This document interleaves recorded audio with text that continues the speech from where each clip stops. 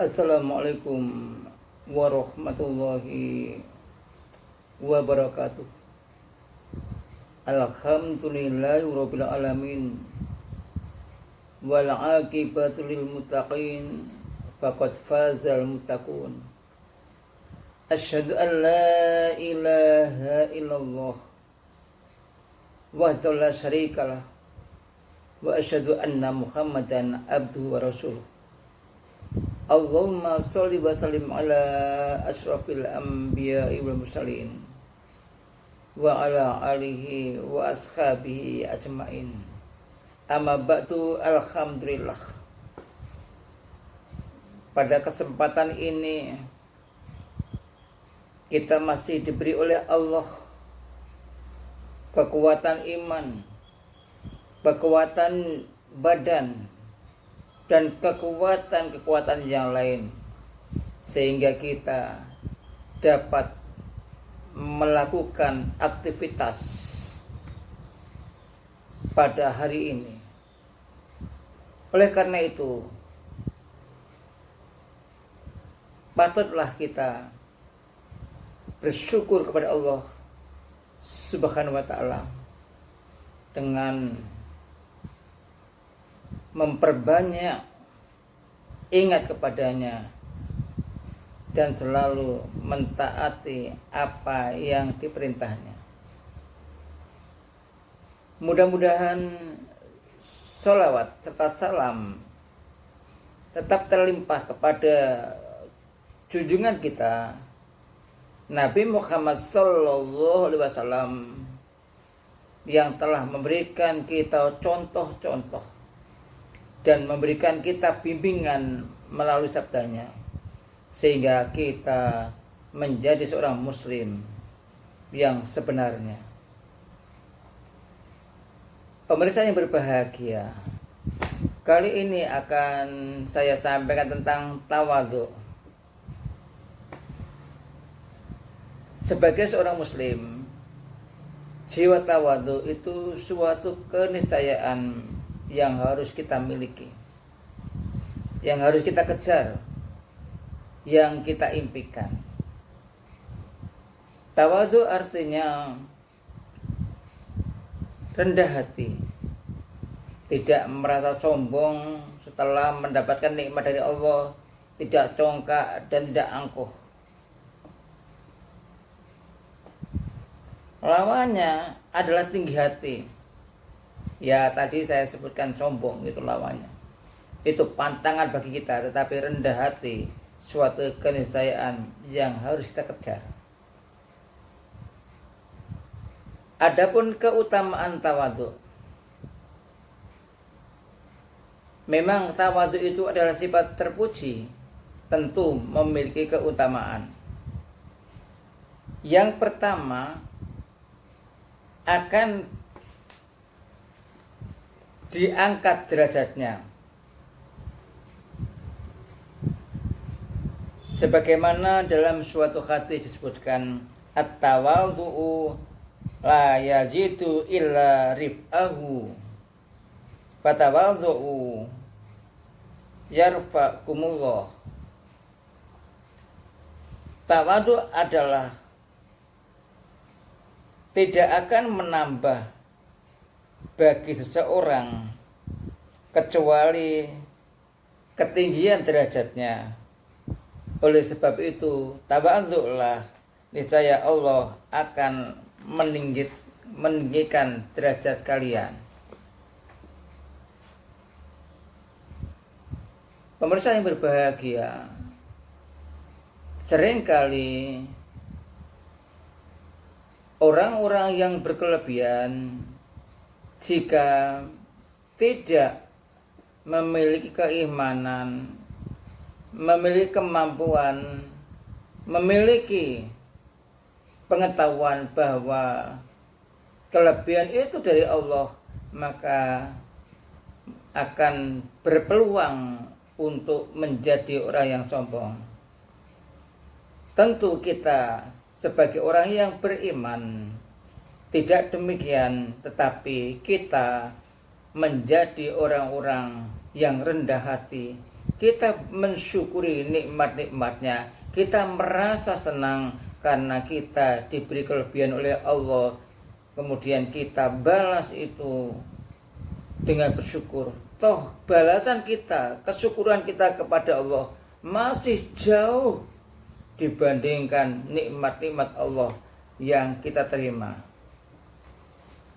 Yang kedua, keutamaan tawadhu adalah akan menjadi hamba yang dibanggakan.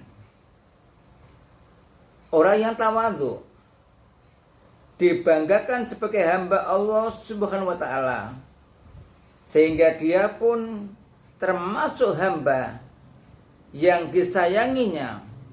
Hal ini dinyatakan di dalam surat Al-Furqan ayat 63. Allah berfirman, wa ibadur rahmanil ladzina yamshuna 'alal ardi hauna wa idza khatabahumul jahiluna qalu salama. Dan hamba-hamba Allah yang Maha Pengasih itu adalah orang-orang yang berjalan di atas bumi dengan rendah hati. Dan apabila orang-orang yang bodoh berbicara, menyapa mereka dengan kata-kata yang menghina, maka mereka mengucapkan salam. Jadi hamba Allah yang rendah hati apabila berjalan di atas bumi itu betul-betul rendah hati, tidak sombong. Apabila ada orang-orang yang bodoh, tidak memiliki pengetahuan tentang ma'rifatullah, atau orang-orang yang bodoh berbicara dengan bahasa-bahasa yang kasar, maka hamba Allah yang Ar-Rahman, yang rendah hati itu membalas dengan salam. Nah, inilah contoh dalam Al-Quran surat Al-Furqan ayat 63 yang perlu kita resapi, bahwa kita harus berjalan di atas bumi dengan rendah hati. Dan apabila kita dikatakan dengan kata-kata yang menghina oleh orang-orang yang bodoh, maka kita balas dengan kata-kata yang baik. Kemudian keutamaan tawadhu yang ketiga adalah akan dimasukkan surga. Tentu jamaah yang berbahagia, apabila kita ini mentaati perintah-perintah Allah dan menjauhi larangan Allah, kita tawadhu, semua yang kita lakukan karena Allah tentu akan dimasukkan dalam surganya Allah Subhanahu wa taala. Di dalam surat Al-Qasas disebutkan, tilka darul akhiratu naj'aluha lil ladzina ya yuriduna uluwan fil ardi wala fasada wal akibatul lil muttaqin. Negeri akhirat itu kami jadikan bagi orang-orang yang tidak menyombongkan diri dan tidak berbuat kerusakan di bumi, dan kesudahan yang baik itu bagi orang-orang yang bertakwa. Adanya kalimat wal akibatul lil muttaqin ini dapat kita serap, bahwa orang-orang yang bertakwa itu memiliki peluang besar menjadi orang-orang yang rendah hati. Karena orang-orang yang bertakwa itu jelas dia mengetahui ini perintah, ini larangan, ini sikap yang baik, ini sikap yang buruk, ini ucapan yang kotor, ini yang tidak baik, ini ucapan yang adil, dan ini ucapan yang tidak adil. Oleh karena itu, kita sebagai hamba-hamba Allah, kita sudah ada niatan untuk menjadi orang-orang yang takwa, yang nantinya dimasukkan di dalam surganya. Tentu sampai hari ini kita semuanya, apakah kita nanti masuk surga atau neraka, itu tidak mungkin kita ketahui. Tetapi kita sama-sama saling memberi, saling menerima, saling menegur, saling menyapa dalam kebaikan. Insya Allah itulah kita telah sadar bahwa kita ini hamba-hamba yang ingin dicatat oleh Allah menjadi hamba yang takwa. Jika kita ini sudah dicatat menjadi hamba yang takwa, tentu sifat rendah hati akan kita miliki. Dan kita nantinya akan mendapat keberuntungan. Berkali-kali kita baca dalam surat An-Naba itu, Inna lil muttaqina mafaza. Sesungguhnya bagi orang-orang yang bertakwa itu tempat keberuntungan. Kita semua tentu mengejar menjadi orang-orang yang takwa.